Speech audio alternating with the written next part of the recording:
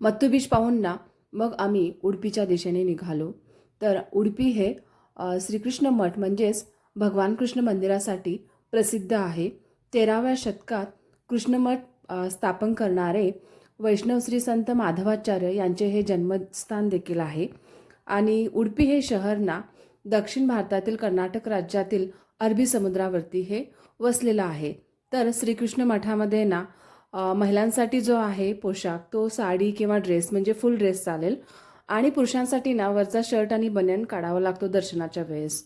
तर असा हा पोशाख आहे. आणि इथे ना उडपी या गावामध्ये ना चविष्ट जेवण भेटतं आणि मसाला डोसा हे त्यांचंच योगदान आहे. तर आम्ही दर्शन वगैरे छान घेतलं आणि जे मंदिर आहे ना ते पूर्ण पाण्यामध्ये सुद्धा आहे. जे चहू बाजूनी पाणी आहे आणि मध्ये मंदिर आहे.